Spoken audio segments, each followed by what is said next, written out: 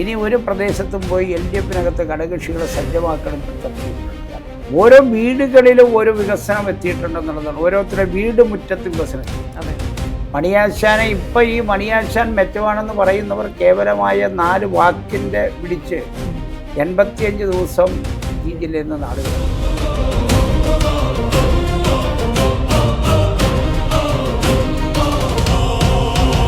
പിന്നെ സാറേ, ഈ 2011 മുതൽ 2015 വരെയുള്ള കാലഘട്ടം നമ്മളെയൊക്കെ സംബന്ധിച്ച് ഇടുക്കിയിൽ നിന്ന് നമ്മൾ പലായനം ചെയ്യേണ്ടി വരുമോ, ഇവിടെ സുരക്ഷിതമാണോ, നമ്മുടെ കുഞ്ഞുങ്ങളാണെങ്കിൽ പോലും സുരക്ഷിതരാണോ എന്നൊക്കെ ചിന്തിക്കുന്നു. കസ്തൂരിരംഗനും മാധവ് ഗാഡ്ഗിലും UDF ആണല്ലോ, പഞ്ചായത്ത് മുതൽ അങ്ങോട്ട് കേന്ദ്രം വരെ.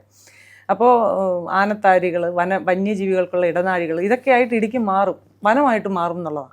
അപ്പോൾ അങ്ങനെ ചിന്തിച്ചുകൊണ്ടിരുന്നിടത്താണ് 2014 നമ്മുടെ ഗവൺമെൻറ് വരുന്നത്. വനമായി മാറുന്ന ഒരു ഇടുക്കിയെ സങ്കല്പിച്ചുകൊണ്ടിരുന്ന സ്ഥലത്തു നിന്നാണ് ഇന്നൊരു പുതിയ മുഖം ഇടുക്കിക്ക് വന്നത്. ഈ പ്രശ്നങ്ങളൊക്കെ ആണെങ്കിലും പരിഹരിക്കാൻ പറ്റിയത്. അതിൻ്റെ ആ സമരമുഖം 2016 മുതൽ 2000. ഒരു കാര്യം അറിയോ, ഞാനതിൻ്റെ മറ്റൊരുപാട് വിശേഷം സമയമില്ല. ഒരു കാര്യം, 2016 പിണറായി സർക്കാർ അധികാരത്തിൽ വന്നില്ലെങ്കിൽ ഇടുക്കി എന്ന് പറയുന്ന ഭൂപ്രദേശം, ഇടുക്കി എന്ന് പറയുന്ന ഈ ഭൂപടം ഉണ്ടാവുമായിരുന്നില്ല. അതൊരു യാഥാർത്ഥ്യമാണ്. കസ്തൂരിരംഗൻ, ഗാർഗ് റിപ്പോർട്ട്, അതിനെ തുടർന്ന് ബഫർ സോൺ 10 കിലോമീറ്റർ ചുറ്റളവ്, 33% ഭൂപ്രകൃതി വനഭൂമിയാണ് ഇടുക്കി ജില്ലയിൽ. അവിടുന്ന് എയറിലൂടെ പിടിച്ചാൽ 10 കിലോമീറ്റർ പിടിക്കാൻ തീരുമാനിച്ചാൽ ഈ ഇടുക്കി ജില്ലയുടെ ഭൂഭാടം എന്ന് പറയുന്നുണ്ടായിരുന്നില്ല. അത് യാഥാർത്ഥ്യമാക്കിയത് പിണറായി സർക്കാർ വന്നതുകൊണ്ട് മാത്രമാണ്. അതിനെ തുടർന്ന് മനസ്സിലാക്കിക്കൊണ്ടാണ് അതെന്ന് ചോദിച്ചാൽ ഇവരെല്ലാം ആണല്ലോ ഈ കസ്തൂരിരംഗനും ഗാർഗ് റിപ്പോർട്ടിനോട് കാശ് മേടിച്ച് കോൺഗ്രസ് ഒരു കരാറുണ്ടാക്കി വെച്ചിട്ടുണ്ട് അവിടെ. അതിൻ്റെ അവശിഷ്ടം പറ്റിക്കൊണ്ടിരിക്കുകയാണ്. ആ കരാറിൽ നിന്ന് കോൺഗ്രസ് പെരുമാറാൻ പറ്റില്ല. അങ്ങനെ മാറാൻ പറ്റില്ലാത്തവ എന്ത് ചെയ്തു? അത് നടത്താൻ തങ്ങൾ എന്ത് ചെയ്യുന്നു? എത്രയോ ആസൂത്രിതമായി നമ്മുടെ നാട് ചർച്ച ചെയ്യുന്നുണ്ടോ? ഗ്രീൻ ട്രിബ്യൂണൽ ഉണ്ടായത് അപ്പോഴാണ്. ഗ്രീൻ ട്രിബ്യൂണൽ ആസ്ഥാനം കേരളത്തിലല്ല, ബാംഗ്ലൂർ ആസ്ഥാനമായിട്ടാണ് പ്രവർത്തിക്കുന്നത്.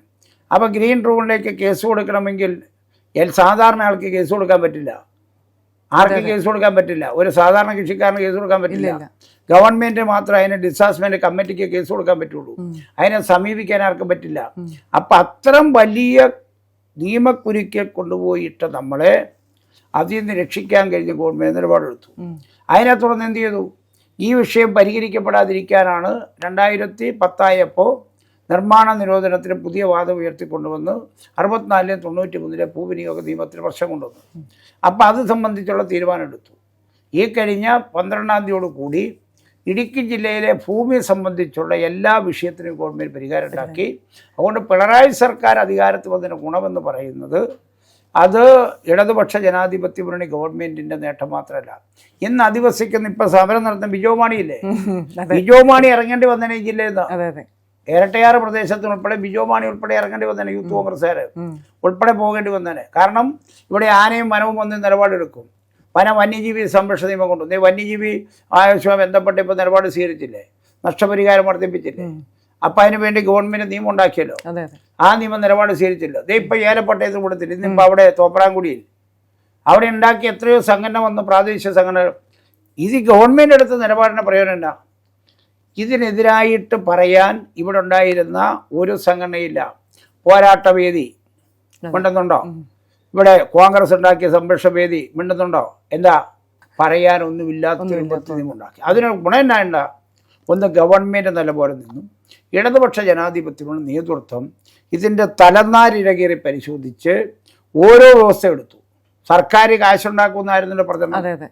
ആ പ്രചരണം ഇപ്പോൾ തീർന്നതിന് എന്താ? ആ 1 ഏക്കർ സ്ഥലം ഉണ്ടെങ്കിൽ അതിന് 10 സെൻറ്റ് എടുത്താൽ അതിൻ്റെ ഫെയർ വാല്യൂ വില എത്രയാണോ അത് കൊടുത്താൽ മതി എന്ന് തീരുമാനിച്ചു. പ്ലെന്ത് ഏരിയ 5000 സ്ക്വയർ ഫീറ്റ് വരെയുള്ള കെട്ടിടങ്ങൾ പണിയാൻ 5000 പ്ലെന്ത് ഏരിയ മതി. 5000 സ്ക്വയർ ഫീറ്റിൽ കൂടുതലുള്ള പ്ലെന്ത് ഏരിയ ഉള്ള കെട്ടിടമൊന്നും ഇവിടെ ഈ ജില്ലയിലായാലും ഇപ്പം തൽക്കാലം പണിയാൻ പോകുന്നില്ല. അപ്പോൾ അതുകൊണ്ട് അതിന് പ്രശ്നമില്ല. പിന്നെയുള്ളത് റോഷിയാസിനെ കുറിച്ചാണ്. 15 വർഷത്തോളം UDFൻ്റെ MLA ആയിരുന്നു. അന്ന് പഞ്ചായത്ത്, ജില്ലാ പഞ്ചായത്ത്, അതുപോലെ സംസ്ഥാനം, കേന്ദ്രം, ഇതെല്ലാം UDFൻ്റെ കയ്യിലാണ്. ജില്ലയിൽ കാര്യമായ മാറ്റങ്ങളൊന്നും ഉണ്ടായിട്ടില്ലെങ്കിൽ പോലും ആ സമയത്ത് വികസന നായകൻ എന്നുള്ള പരിഭാഷ തന്നെയായിരുന്നു. അദ്ദേഹത്തെ ഉപയോഗിക്കാൻ പറ്റിയില്ല, അത് വേറെ ആയിരുന്നു. പക്ഷെ എപ്പോഴും വികസന നായകൻ എന്ന് പറഞ്ഞുകൊണ്ടെന്ന് ഈ 5 വർഷം ഇപ്പം ഞാൻ ആദ്യം പറഞ്ഞല്ലേ, വലിയ മാറ്റം ഇടുക്കിക്ക്. എന്ത് മാറ്റം ഉണ്ടായാലും അദ്ദേഹത്തിൻ്റെ കൂടെ ഒരു ഇതുണ്ടല്ലോ, നമ്മുടെ ഒപ്പം ചേർന്ന് നിന്ന് പക്ഷെ അദ്ദേഹത്തെ വലിയ രീതിയിൽ മോശപ്പെടുത്തുന്ന ഒരു സമീപനമാണ് നുണപ്രചരണം. ഇപ്പോൾ റോഷി കൊള്ളില്ലാത്തവനായി UDF ഇതിൽ, പ്രത്യേകിച്ച് കോൺഗ്രസ്സുകാർ, യൂത്ത് കോൺഗ്രസ്സുകാരെല്ലാം നടത്തുന്ന ഒരു പ്രചരണം അതാണ്. എന്തിനാണ് ഇനി കളഞ്ഞുകൂടെ എന്നൊക്കെ ഒരു രീതിയിലാണ് പ്രവർത്തനം. അങ്ങനെ ഈ 5 വർഷം കൊണ്ടുണ്ടായ മാറ്റം ഇടുക്കിയിൽ എങ്ങനെയാണെന്ന് സഹായൻ്റെ ഒരു... റോഷിയെ സംബന്ധിച്ചിടത്തോളം റോഷി ഞാനുമായിട്ട് പരസ്പരം മത്സരിച്ചാണ്. റോഷി അന്ന് LDFൻ്റെ ഭാഗമല്ലായിരുന്നു, UDF ഭാഗം. 2016 LDF ഗവൺമെൻറ് വന്നു. LDF ഗവൺമെൻറ്റിൻ്റെ റോഷി എന്ന ജനപ്രതിനിധികളുടെ ഒരു പ്രത്യേകത, എന്താണോ ജനനന്മയ്ക്ക് വേണ്ടി ചെയ്യുന്നത് അതിനെയെല്ലാം പിന്തുണയ്ക്കും. അതാണ് റോഷി കണ്ടത്. ഒന്ന് പട്ടയം വിതരണം നടത്തിയപ്പോൾ UDF ബഹിഷ്കരിച്ചു, റോഷി അതിൽ പങ്കെടുത്തു, ഗവൺമെൻറ് പ്രവർത്തിച്ചു. മെഡിക്കൽ കോളേജ് നഷ്ടപ്പെട്ടു, LDFനകത്ത് ദുരഭിമാനം നോക്കിയില്ല, കൂട്ടുനിന്ന് പ്രവർത്തിച്ചു. 10 കോടി രൂപ മണിയാശം കൊടുത്തു, എല്ലാ വേദികളും അദ്ദേഹം അത് പറഞ്ഞു. UDFൻ്റെ MLA ആയിരിക്കുമ്പോഴും 10 കോടി രൂപ തന്നതുകൊണ്ടാണ്, മണിയാശാൻ വൈദ്യുതി മന്ത്രി ആയതുകൊണ്ടും 10 കോടി രൂപ തന്നതുകൊണ്ടും മാത്രമാണ് മെഡിക്കൽ കോളേജിന് ആവശ്യ ഉപകരണം മേടിച്ചെന്ന് അദ്ദേഹം പറഞ്ഞു. അതിലൊന്നും UDFൻ്റെ പങ്കില്ല, അവർ പങ്കില്ല. അത് പിന്നെ 3 കോടി രൂപ ജോൺ ബിട്ടാസിന് ഫണ്ട് അവിടെ CPMൻ്റെ ജില്ലാ കമ്മിറ്റി ബന്ധപ്പെട്ട് മേടിച്ചു കൊടുത്തു. ഇപ്പം 10 വർഷമായി 10 വർഷം ഇപ്പോൾ പൂർത്തീകരിക്കപ്പെടുക പോവാണ് ഡീൻ കുര്യാക്കോസ്. ഒരു നയാ പൈസ മെഡിക്കൽ കോളേജിൻ്റെ വികസനത്തിന് വേണ്ടി കൊടുത്തിട്ടുണ്ടോ? കൊടുത്തില്ല എന്ന് മാത്രമല്ല, അതിൻ്റെ HMC യോഗത്തിൽ ഗവൺമെൻറ് രൂപപ്പെടുത്തിയ MP പങ്കെടുക്കുന്നില്ലെന്ന് മാത്രമല്ല, MP പങ്കെടുക്കാത്തതിന് വേണ്ടി തനിക്ക് വേണ്ടി ഒരു നോമിനിയെ വെക്കണമെന്ന് പറഞ്ഞാൽ കത്തെഴുതി കൊടുക്കുക എന്ന് പറഞ്ഞാൽ പുള്ളിക്ക് അത് പങ്കെടുക്കാൻ സമയമില്ലാത്തതുകൊണ്ട്. അതാണ് UDF മെഡിക്കൽ കോളേജ് കൃത്യമായ കത്തവിടെയുണ്ട്. ഞങ്ങളത് കാരണം ഒരു രാഷ്ട്രീയ പാർട്ടി പ്രതിനിധികളെ പങ്കെടുക്കാവുള്ളൂ. ഞാനിപ്പോൾ ഗവൺമെൻറ് നോമിനിയായിട്ട് മന്ത്രിയുടെ പ്രതിനിധി രൂപത്തിലാണ്, അതിന് മാത്രമേ പ്രിവിലേജ് ഉള്ളൂ. എന്നിട്ട് പുള്ളി എന്നാ പറഞ്ഞത്, എനിക്ക് പങ്കെടുക്കാൻ പറ്റില്ല, അതിലെനിക്ക് എൻ്റെ പകരമായ ഒരാളെ എടുക്കണമെന്ന് പറഞ്ഞ് കത്ത് കൊടുത്ത അത്രയും നിരുത്തരവാദപരമായി പെരുമാറുന്ന UDFൻ്റെ രാഷ്ട്രീയ വഞ്ചനയാണ്. അതുകൊണ്ട് ഡീൻ കുര്യാക്കോസും UDFും റോഷിക്കെതിരെ പറയും. അത് പറയുക യാഥാർത്ഥ്യ. സത്യത്തിനെ എപ്പോഴും ഇരട്ടുകൊണ്ട് അടയ്ക്കാൻ ശ്രമിക്കുന്നുള്ള കോൺഗ്രസ്, അതിനത്ര വലിയ വേറെ കാര്യമൊന്നുമില്ല. പിന്നെയുള്ളത് ഇന്ന് സ്ത്രീപക്ഷ നിലപാടാണ് സർക്കാർ പോകുന്നത്. ഇപ്പം നമ്മുടെ ജില്ലയിൽ തന്നെയാണെങ്കിലും ഇപ്പം 1 ലക്ഷത്തിലധികം 170 അധികം പിങ്ക് കാർഡും മഞ്ഞ കാർഡും ഒക്കെ ഉണ്ട്. ഇപ്പോൾ സ്ത്രീകൾ എപ്പോഴും നമ്മുടെ ഒപ്പം നിലകൊള്ളുന്നതായിട്ട് തന്നെയല്ലേ? അതിപ്പോൾ സ്ത്രീ സുരക്ഷയും സ്ത്രീകളെ സംരക്ഷിക്കപ്പെടുന്നത് മുന്നണി ഇടതുപക്ഷനാകുന്നുണ്ട്. ഇപ്പോൾ UDFനെ സംബന്ധിച്ചിടത്തോളം ഞാൻ ചോദിക്കുന്നത്, മാധ്യമങ്ങൾ ഏറ്റവും ഉറച്ചു വെക്കാൻ ശ്രമിച്ചാലും ഒരു യൂത്ത് കോൺഗ്രസ്സുകാരൻ ടൗണിലൂടെ നടന്നു പോകുമ്പോൾ രാഹുൽ മാങ്കൂട്ടത്തിൻ്റെ വേഷം അതിരിച്ചുകൊണ്ട് പോകുന്ന അത് ഏതൊരു സ്ത്രീയും സമ്മതിക്കുമ്പോൾ യൂത്ത് കോൺഗ്രസ് എത്രയെല്ലാം തേച്ചു മായ്ച്ച് നല്ല ഡ്രസ്സ് ധരിച്ചാലും ഒരു രാഹുൽ മാങ്കൂട്ടം എന്ന് പറയുന്ന യൂത്ത് കോൺഗ്രസിൻ്റെ സംസ്ഥാന പ്രസിഡന്റിൻ്റെ ആ ഒരു മുഖം ഏത് സ്ത്രീകളുടെ മുമ്പിലേക്ക് വരും? അതിന് തർക്കം വേണ്ട. അത്രമാണ്, ഒരു സ്ത്രീയെ ഒരു ജീവിത സഖിയെ സ്വീകരിക്കുക മാത്രമല്ല, ഒരു സ്ത്രീ ഗർഭിണിയായാൽ തൻ്റെ പിതൃത്വം സംരക്ഷിക്കാനല്ല, അതിനെ കൊല്ലണമെന്നുള്ള നിലപാടെടുക്കുന്ന എത്രയോ ഒരു ഇതല്ല UDFൻ്റെ കോൺഗ്രസിൻ്റെ ഒരു സാഡിസ്റ്റ് മനോഭവല്ലേ? ഒരു കുഞ്ഞിനെ ജന്മം കൊടുക്കാൻ വേണ്ടിയുള്ള എന്തൊരു പറയുക എന്ന് പറഞ്ഞാൽ എത്രയോ നികൃഷ്ടമായിട്ടാണ് സ്ത്രീ എന്ന് പറയുന്ന സമൂഹത്തെ അവർ കാണുന്നത്. അത് മുതലാളിത്ത സമൂഹം എന്ന് പറയുന്നത് സ്ത്രീ എന്ന് പറയുന്നത് ഒരു ഉപഭോഗ വസ്തുവായി കാണുന്നു.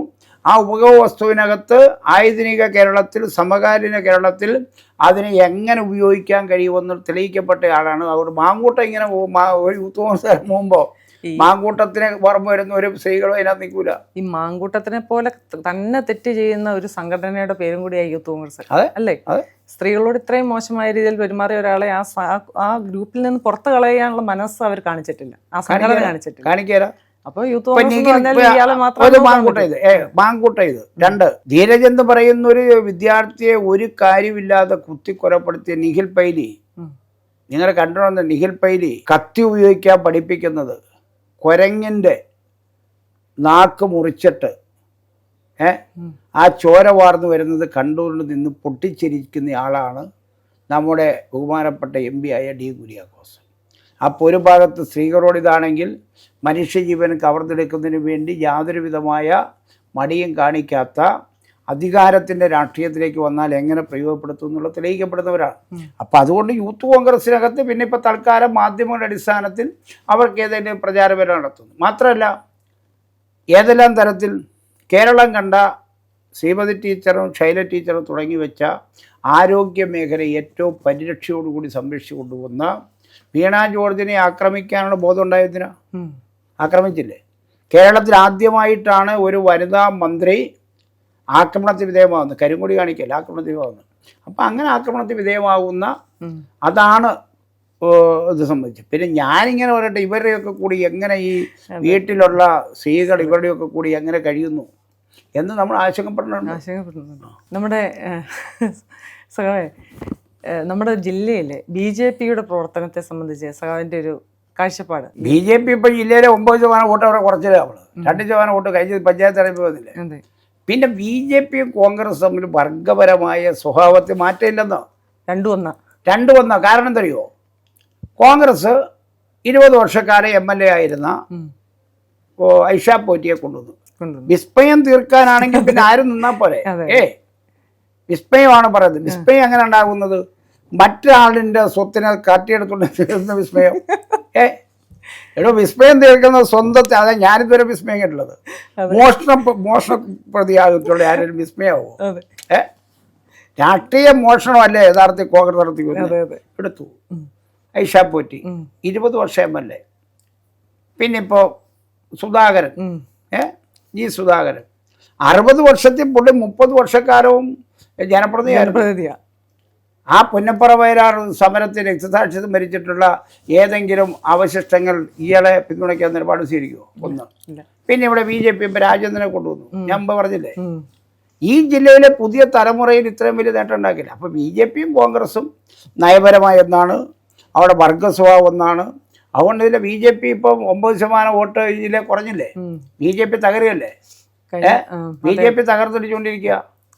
അതിന് തർക്കമില്ല. സോണൽ കമ്മിറ്റി ഒരു ജില്ലാ പ്രസിഡന്റ് നയിച്ചിട്ട് നിൽക്കുന്നില്ലെന്ന് ഓർത്ത് 2 ജില്ലാ പ്രസിഡന്റുമാരെ കൊണ്ടുവന്നു. ഇപ്പം 2 ജില്ലാ പ്രസിഡന്റുമാരിൽ ആരാണെന്ന് അറിയാൻ മേലത്തിലെത്തി. അതുകൊണ്ട് അത് കാര്യമൊന്നുമില്ല. BJP ഒക്കെ തകർന്നു തന്നെയാണ്. കഴിഞ്ഞ തദ്ദേശ സ്വയംഭരണ തെരഞ്ഞെടുപ്പ് എല്ലാ തെരഞ്ഞെടുപ്പുകളിലും BJPയും കോൺഗ്രസും എടുക്കുന്നതാണ് ഈ വിശ്വാസം. വിശ്വാസികൾക്ക് അനുകൂലമല്ല. പക്ഷേ വിശ്വാസികളെ എപ്പോഴും കൂട്ടുപിടിച്ചിട്ടുള്ളതും എപ്പോഴും അവർക്ക് സംരക്ഷണം തീർത്തതും ഏത് ചരിത്രം എടുത്ത് നോക്കിയാലും CPM. അതിന് മാറ്റമൊന്നുമില്ല. വിശ്വാസികളോടൊപ്പം തന്നെയാണ് CPM എന്നും. പക്ഷേ ശബരിമലയിലെ വിഷയം ഇപ്പോൾ സ്വർണ്ണപ്പാളി കട്ടതുമായി അങ്ങനെ ഒരു രീതിയിൽ തദ്ദേശ സ്വയംഭരണ തെരഞ്ഞെടുപ്പിൻ്റെ സമയത്ത് പോറ്റിയെ കയറ്റിയെന്നുള്ള പാട്ടൊക്കെ സാധനം ഓർമ്മയുണ്ടല്ലോ. ഇപ്പോൾ വീണ്ടും അതേപോലെ തന്നെ സ്ത്രീകളെ കയറ്റുന്ന കാര്യവുമായിട്ട് ബന്ധപ്പെട്ട് വീണ്ടും ഈ വിവാദ പ്രചരണങ്ങളുമായി വന്നിരിക്കുക.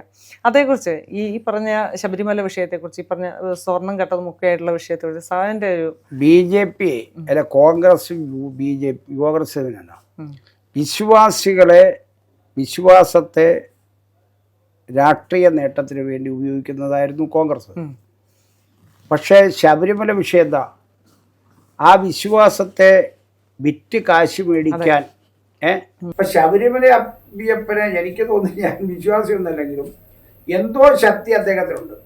ഇല്ലേ അതുകൂടെ അടിച്ചുകൊണ്ടിമാർ പോയാൽ അത് തെളിയിക്കപ്പെട്ടിട്ടുണ്ട്. അതുകൊണ്ട് അതൊന്നും ജനങ്ങൾക്കിടയിൽ ജനം ഇതെല്ലാം കണ്ടുകൊണ്ടല്ലേ ഇരിക്കുന്നത്. ചെറിയ ആൾക്കല്ല കൊടുത്തത്. സോണിയാഗാന്ധിയുടെ ജനപത് 10 നമ്പർ കുറിയിൽ കോൺഗ്രസ് എത്ര പറഞ്ഞാലും ഒരാഴ്ചക്കാലം പോയി ഡൽഹിയിൽ പോയി കിടന്നിട്ട് കേരളത്തിലെ ഏറ്റവും ഭരണപ്രജ്ഞനായിരുന്ന നേതാവായിരുന്ന കെ കരുണാകരൻ ഒരാഴ്ചക്കാലം ഡൽഹിയിൽ പോയി കിടന്നിട്ട് സോണിയാഗാന്ധി 5 മിനിറ്റ് സമയം കൊടുത്തില്ല, തന്നെ അപമാനിച്ചു എന്ന് പറഞ്ഞ് ഇവിടെ വന്ന് കേരളത്തിൽ വന്ന് അങ്ങനെയാണ് കെ കരുണാകരൻ DIC രൂപീകരിക്കുന്നത്. ആ DIC രൂപീകരിച്ചതെന്ന് പറഞ്ഞാൽ സോണിയാഗാന്ധിയെ കാണാൻ കഴിഞ്ഞില്ല എന്ന് മാത്രമല്ല, അതിൻ്റെ ഭാഗമായി കേരളത്തിലൊരു രാഷ്ട്രീയ ഉഭയം പോലും ഒരു രാഷ്ട്രീയത്തെ സംബന്ധിച്ച് പോലും തന്നെ ഒരു കോൺഗ്രസിനകത്ത് ഒരു സമാന്തരമായി കോൺഗ്രസ് ഉണ്ടാക്കുന്ന ചരിത്രം ഉണ്ടാക്കിയാണ്. അതിപ്പോൾ പറഞ്ഞല്ലോ, ഇവിടെ മാധ്യമങ്ങൾക്ക് ചട്ടയില്ലല്ലോ. ഞാൻ 2 കോടി രൂപ മേടിച്ചെന്നും 25 ലക്ഷം കുറച്ചു കൊടുത്തുള്ളതും ഈ 2 കോടി എനിക്ക് എങ്ങനെയാണ് കിട്ടിയെന്നറിയില്ല എന്ന് പറഞ്ഞ ആൻ്റണിയെ സംരക്ഷിക്കല്ലേ. കാരണം ഒരാളിന് 10 രൂപ കടം മേടിച്ചാൽ നമുക്ക് തിരിച്ചു കൊടുക്കാൻ തോന്നും. ഇത് 2 കോടി എങ്ങനെ വന്നെന്ന് എനിക്കറിയത്തില്ല. 25 കൊടുത്തു, ഞാൻ 25 ലക്ഷം കൊടുത്തു എന്ന് എനിക്ക് തോന്നുന്നു. ഇതല്ലേ അപ്പം ഇതൊക്കെ അതിനകത്ത് കോൺഗ്രസ് ശബരിമലയൊന്നും നാട്ടിലെ ജനങ്ങൾക്ക് എത്തുകയില്ല. ശബരിമല സംരക്ഷിക്കപ്പെടുന്നത്, വിശ്വാസം സംരക്ഷിക്കപ്പെടുന്നത്, ആ വിശ്വാസത്തെ സംരക്ഷിക്കപ്പെടുന്നത് ഇടതുപക്ഷ രാഷ്ട്രീയമാണെന്നുള്ളതിൻ്റെ കൂടെ സഖാവേ ഒരു കാര്യം കൂടെ, ഈ സർക്കാരല്ലല്ലോ എൻ്റെ ഒന്നുമല്ല. അത് മാത്രമല്ല, നല്ല ഗംഭീരമായി ഹൈക്കോടതി തന്നെ അന്വേഷിച്ചു, പ്രത്യേകമായി കോടതി അന്വേഷിച്ചു. അതിനകത്ത് കുറ്റവാളികളായിരുന്നു കണ്ടെത്തിയിട്ടുണ്ട്, അന്വേഷണം നടന്നുകൊണ്ടിരിക്കുന്നു. അതിനകത്തൊന്നും യാതൊരുവിധ ആശങ്കയും ഗവൺമെൻറ്റിനില്ല. മറ്റൊരു കാര്യം എന്ന് ചോദിച്ചാൽ, ഈ വിശ്വാസങ്ങളെ സംരക്ഷിക്കപ്പെടുന്ന ഉദാഹരണമാണ് കേരളത്തിൽ കഴിഞ്ഞ 10 വർഷക്കാലമായി ഒരു വർഗീയ കലാപം ഉണ്ടാവാത്ത നാടായി കേരളം പോയത്. വിശ്വാസിയുടെ വിശ്വാസം സംരക്ഷിക്കുന്നുണ്ട്, അതുപോലെ ആരാധനയിലും അവൻ്റെ വിശ്വാസത്തെയും അവൻ്റെ ആചാരങ്ങളെയും സംരക്ഷിക്കപ്പെടുന്നുണ്ട്. ആ സംരക്ഷിക്കപ്പെടുന്നതൊക്കെ നല്ലതുപോലെ കേരളത്തിൽ സമൂഹത്തിൽ ബോധ്യമുണ്ട്. അതുകൊണ്ട് ശബരിമലയൊക്കെ ഓടിത്തീർന്ന ഒരു അധ്യായം, ഒരു ചിത്രം കരിഞ്ഞ പടക്കമാണ്. ഒന്ന്, നമ്മുടെ മുഖ്യമന്ത്രി, ബഹുമാനപ്പെട്ട മുഖ്യമന്ത്രി ഈ പറഞ്ഞ 10 വർഷം എന്ന് പറയുന്നത് ഒരു വിശ്രമമില്ലാതെ ജോലിയാണ് കേരളത്തിൽ ചെയ്തത്. അതാണ് ഈ വികസനം എല്ലാം എല്ലായിടത്തും, ഏത് മേഖല എടുത്ത് നോക്കിയാലും ഉണ്ട്. പക്ഷെ അദ്ദേഹത്തെ ഏറ്റവും കൂടുതൽ വളഞ്ഞിട്ട് ആക്രമിക്കുന്നു. ഇവിടെ ജില്ലയിലാണെങ്കിലും സഖാവ് ഉൾപ്പെടെയുള്ള നേതാക്കന്മാർ നമ്മുടെ പാർട്ടി കുടുംബാംഗങ്ങളെ വരെ ആക്രമിക്കുന്ന തരത്തിലാണ് കോൺഗ്രസും ഈ BJP അടക്കമുള്ളത്. ഏറ്റവും കൂടുതൽ കോൺഗ്രസ് തന്നെയാണ്, അവരുടെ സൈബർ വിങ് ആണ് ഏറ്റവും കൂടുതൽ ഇത്രയും മോശപ്പെടുത്തുന്ന തരത്തിൽ. അപ്പോൾ അതേക്കുറിച്ച് സാറിൻ്റെ ഒരു അതെന്നാന്നറിയോ, ഊർഷ രാഷ്ട്രീയം നമ്മുടെ പ്രതിശാസ്ത്രത്തെ, മാർക്സിയ ദർശനത്തെയോ മാർക്സിസ്റ്റ് ആശയഗതിയോ ഇടതുപക്ഷ രാഷ്ട്രീയത്തിനെയോ ആക്രമിക്കാൻ പറ്റില്ല. കാരണം അത് മനുഷ്യൻ്റെ ജീവിതത്തിലൊരു യാഥാർത്ഥ്യമാണ്. അപ്പം പിന്നെ എന്ത് ചെയ്യും? പാർട്ടിയെ പാർട്ടി നേതൃത്വത്തെ വ്യക്തിത്വം. ആ വ്യക്തിത്വത്തിന് ഇപ്പം പിണറായി ആണെങ്കിലും ഏതൊരു ഘട്ടത്തിൽ വരുന്ന ഏതൊരു നേതാക്കന്മാർ, ഞാൻ പറയുന്നത് ഏറ്റവും കോൺഗ്രസിൻ്റെ നീചമായ സമീപനമാണ്. ക്യാൻസർ ബാധിതനായി പാർട്ടി സംസ്ഥാന സെക്രട്ടറി സ്ഥാനത്ത് തുടരാൻ ആരോഗ്യം അനുവദിക്കുന്നില്ല എന്ന് പാർട്ടി സംസ്ഥാന കമ്മിറ്റി യോഗത്തിൽ പെടുത്തി 2 വാക്കാണ് പിണറായി കോടിയേരി പറഞ്ഞത്. സഖാക്കളെ, ഞാൻ രോഗബാധിതനാണ്, പാർട്ടി സംസ്ഥാന സെക്രട്ടറി സ്ഥാനത്ത് തുടരാൻ എനിക്ക് കഴിയില്ല, അതുകൊണ്ട് ഞാൻ സെക്രട്ടറി സ്ഥാനം ഒഴിയുന്നു. ആ ഗോവിന്ദ മാസ്റ്റർ സംസ്ഥാന സെക്രട്ടറിയുടെ സ്ഥാനത്തേക്ക് പേര് നിർദ്ദേശിക്കുന്നു എന്നാണ് ഈ 4 വാക്കേ കോടിയേരി പറഞ്ഞത് സംസ്ഥാന കമ്മിറ്റിയിൽ. ആ കമ്മിറ്റിക്കകത്തിരുന്ന് ഞങ്ങളുടെയെല്ലാം ഹൃദയത്തിലുണ്ടാക്കിയൊരു എന്താ പറയണത്, കമ്മ്യൂണിസ്റ്റുകാരൻ എല്ലാ പ്രതിസന്ധി നേരിടുന്നത് പതറിപ്പോയി ഈ വാക്ക് പറയും. ആ കോടിയേരി ഇറങ്ങിച്ചെന്നപ്പോൾ മക്കളുടെ അപമാനത്തിൻ്റെ പേരിൽ, അവിഹിത ബന്ധത്തിൻ്റെ പേരിൽ പടിയിറങ്ങുന്ന കോടിയേരി എന്ന് പറഞ്ഞ് എഴുതിയില്ലേ, മരണത്തിൻ്റെ മുഖത്തേക്ക് പോയി കോടിയേരി ആക്ഷേപിക്കുന്നതിന് ഇവർക്ക് പരിപാടി ഉണ്ടായോ? ആ കോടിയേരിയുടെ മക്കളായ ബിനീഷ് കോടിയേരിയും അതുപോലെ തന്നെ ബിനീഷ് കോടിയേരി ഇവിടെ ജീവിച്ചിരിക്കുന്നില്ലേ? ഇല്ലേ? പിണറായിയുടെ മകളെ സംബന്ധിച്ച് ആക്ഷേപിച്ചു. മാത്യു കുഴൽനാടന് കേസും കൊണ്ട് ഇങ്ങോട്ട് വന്നാൽ തന്നെ പിടിച്ചകത്തിടുമെന്ന് പറയുന്ന നിലപാട് സ്വീകരിച്ചില്ലേ? അതിപ്പോൾ പാർട്ടി നേതൃത്വത്തെ എല്ലാം നിർവഹിക്കുക. അതിനകത്ത് ഒറ്റക്കാര്യമുള്ളൂ. മഹാനായ സഖാവ് EMS നമുക്ക് നൽകിയിട്ടൊരു ഉപദേശമുണ്ട്. നമ്മൾ ശത്രുപക്ഷത്തിൻ്റെ ഭാഗത്തേക്ക് നമ്മുടെ ലക്ഷ്യം മുന്നോട്ട് വെച്ച് ധീരമായി മുന്നോട്ട് പോകുമ്പോൾ നമ്മളെ കൂടുതൽ ആക്രമിക്കപ്പെടും. മലയാള മനോരമയും മാതൃഭൂമിയും ബൂർഷ രാഷ്ട്രീയവും ആക്രമിക്കപ്പെടും. ആക്രമണം കണ്ട് നമ്മൾ ഭയപ്പെട്ടുകൂടാ. നമ്മൾ ശത്രുവിനെ കീഴ്പ്പെടുത്താൻ വേണ്ടിയുള്ള ലക്ഷ്യത്തേക്ക് വളരെ വേഗം നമ്മുടെ നിലപാട് ശരിയാണ്, അല്ലെങ്കിൽ നമ്മുടെ മാർഗം ശരിയാണെന്ന് തെളിയിക്കപ്പെടുന്നുണ്ട്. അതുകൊണ്ട് സഖാക്കളെ മുന്നോട്ട് പോകണം. മഹാനായ EMS തന്നെ പറഞ്ഞ ഒരു ക്ലാസ്സിൽ പങ്കെടുത്ത് പറഞ്ഞപ്പോൾ ഞാനിപ്പോഴും ഓർക്കുന്നുണ്ട്. അന്ന് മലയാള മനോരമ ഈ കോട്ടയത്ത് പങ്കെടുത്ത പരിപാടിയിൽ EMSനെ സംബന്ധിച്ച് പ്രകർത്തിച്ചു കൊണ്ടൊരു ചെറിയ റൈറ്റപ്പ് എഴുതി. അപ്പോൾ അങ്ങനെ എഴുതിയപ്പം EMS പറഞ്ഞത്, എന്നെ സംബന്ധിച്ച് മലയാള മനോരമ ഇന്നൊരു റൈറ്റപ്പ് തയ്യാറാക്കിയിട്ടുണ്ട്. ആ റൈറ്റപ്പ് കണ്ട് ഞാൻ സന്തോഷിക്കരുത്, നിങ്ങൾ ആഹ്ലാദിക്കരുത്. എന്നിലുള്ള മനോരമ നമ്മളെ പ്രകീർത്തിക്കുന്നുണ്ടെങ്കിൽ എന്നിലുള്ള കമ്മ്യൂണിസ്റ്റ് മൂല്യങ്ങൾക്ക് എന്തെങ്കിലും പാളിച്ച സംഭവിച്ചിട്ടുണ്ടോ എന്ന് ജാഗ്രത ഉണ്ടാവണം. അതുകൊണ്ട് ഈ ആക്രമണം എല്ലാം വരുമ്പോൾ EMS പറഞ്ഞ ആ ഉദ്ധരണിയിലൂടെ ആ ഉപദേശത്തോട് മുന്നോട്ട് പോകുന്നതാണ് കമ്മ്യൂണിസ്റ്റുകാർ. കേരളം കണ്ട ഏറ്റവും സമർത്ഥനായ മുഖ്യമന്ത്രിയാണ് പിണറായി. കേരളത്തിൻ്റെ ചരിത്രത്തിൽ തുടർഭരണത്തിലേക്ക് എത്തിച്ചതാണ്. തുടർഭരണത്തിലേക്ക് വീണ്ടും വരാൻ പോവാണ്. അതുകൊണ്ട് പിണറായി ആക്രമിക്കും. പാർട്ടി ആക്രമിക്കപ്പെടാൻ വരികാതിരിക്കുമ്പോൾ വ്യക്തികളെ ആക്രമിക്കും. അതിനകത്ത് ഒരു കാര്യമൊന്നുമില്ല. അതിപ്പം എനിക്കെതിരായിട്ടും വരും. ഞാൻ എതിരായിട്ട് വരുന്നത് എനിക്ക് നല്ല ബോധ്യമില്ലേ? CPM കേരളത്തിൽ ഇടുക്കി ജില്ലയിലെ നിലപാട് സ്വീകരിച്ചു. മുന്നണിക്കകത്ത് യാതൊരു പ്രശ്നമില്ലാതെ പോയി. എല്ലാ സംഘടനയും സജീവമാക്കി. അതുകൊണ്ട് എനിക്കെതിരെ വരും. അതിൽ കൂടുതൽ ആക്രമിക്കട്ടെ, അതൊക്കെ വരും. അതിൽ പ്രശ്നമൊന്നുമില്ല. മുഖ്യമന്ത്രി ഇവരെ ആരെയെ സംബന്ധിച്ച് വ്യക്തിപരമായ ഒരു ആക്ഷേപം, അതൊരു പിണറായിയെ വേറിട്ട മനുഷ്യനാക്കി ചിത്രീകരിക്കുന്നതാ ഈ ആക്രമണം എല്ലാം വരുമ്പോഴും, ഇവരെല്ലാം ആക്രമിക്കുമ്പോഴും. ഇവരെ ആരെയും വി ഡി സതീശനെയോ സുധാകരനെയോ കോൺഗ്രസ് നേതാക്കന്മാരെയോ ഒരാളുകളെ ഈ പറയുന്ന മാത്യു കുഴനാടനെ പോലും ഏറ്റവും കൂടുതൽ ആക്രമിച്ചല്ലോ. ഒരു വാക്കുകൊണ്ട് പോലും വ്യക്തിപരമായി ആക്ഷേപിക്കാത്തതാണ് പിണറായി എന്ന് പറയുന്ന മനുഷ്യനെ വേറിട്ട് അറിയുന്നത്. അതാണ് പിണറായിയുടെ മഹത്വം. നമ്മളൊരു മൂന്നാം ഘട്ടം 3.0 അത് കറക്റ്റ്. അതിനൊന്നും ഒരു ആശങ്കപ്പെടേണ്ട കാര്യമില്ല. ഏതെല്ലാം ചരിത്രം എഴുതിയാലും കേരളത്തിൽ ഇടതുപക്ഷ ജനാധിപത്യം ഉണ്ട്. 2026 തെരഞ്ഞെടുപ്പ് പ്രക്രിയ പൂർത്തീകരിച്ച് തെരഞ്ഞെടുപ്പ് വരെ പുറത്തു വരുമ്പോൾ കേരളത്തിൽ മൂന്നാം പിണറായി സർക്കാരിൻ്റെ ഉദയമായിരിക്കും.